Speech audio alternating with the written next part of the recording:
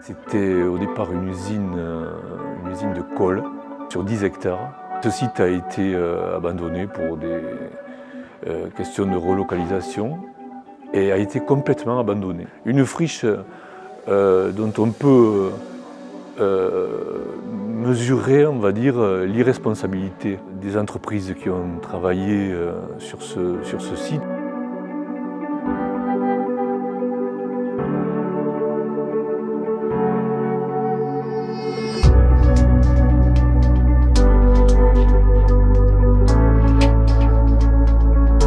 Ça fait partie du projet que de réhabiliter cette friche industrielle. C'est un engagement pour nous de le faire sur un lieu qui a déjà vécu, et c'est aussi un vrai message de dire il y a de l'espoir pour ces lieux qui aujourd'hui sont totalement mis de côté. C'est plus simple et plus facile de construire du neuf, mais en termes de logique de territoire, c'est quand même plus intéressant de réinvestir des lieux qui ont déjà vécu.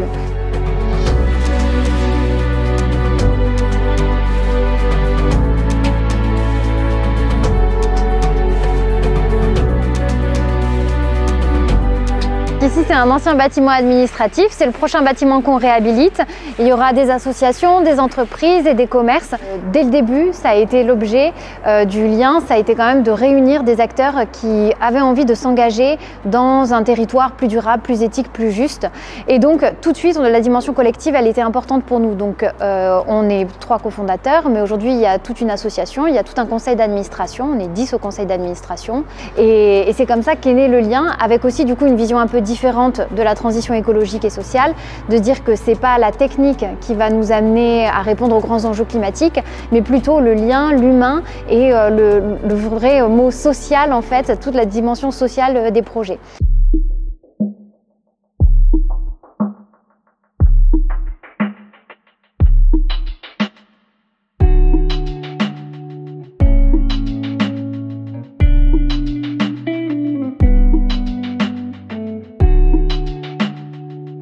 Nous, ça nous tenait très à cœur d'avoir une grande diversité d'activités. Et d'ailleurs, on est aussi très en lien avec d'autres associations du territoire qui viennent faire des manifestations ici. C'est vraiment cette idée de multi-activité et cette diversité de public et d'activités, c'est vraiment quelque chose qu'on recherche au sein du tiers-lieu. On porte le lieu tous ensemble, mais on ne se connaissait pas avant.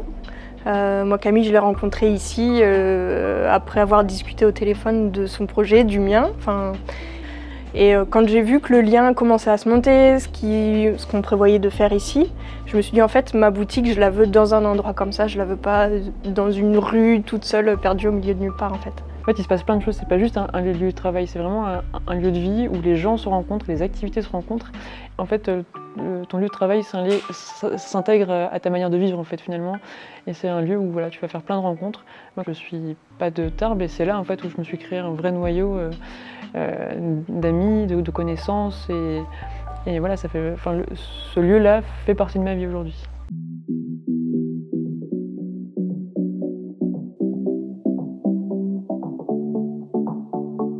C'est une vitrine importante pour notre territoire. Ici, on accompagne des porteurs de projets qui ont eu le courage et l'initiative de lancer ce projet. Donc nous, on vient en accompagnement comme on peut le faire avec d'autres entreprises.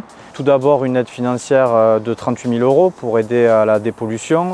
On fait le lien avec la région qui a labellisé par exemple ce site tiers-lieu d'Occitanie. Et vu qu'on a la compétence mobilité, on travaille sur la desserte du site par les transports en commun. C'est intéressant parce que c'est un modèle qui est complètement différent de celui que nous avons à 500 mètres à côté, avec une zone commerciale des plus classiques et des plus énergivores en termes de consommation, de déplacement. Et on est vraiment au cœur du développement économique, au cœur de ce que les communes demandent à une communauté de communes, en l'occurrence nous, la communauté d'agglomération.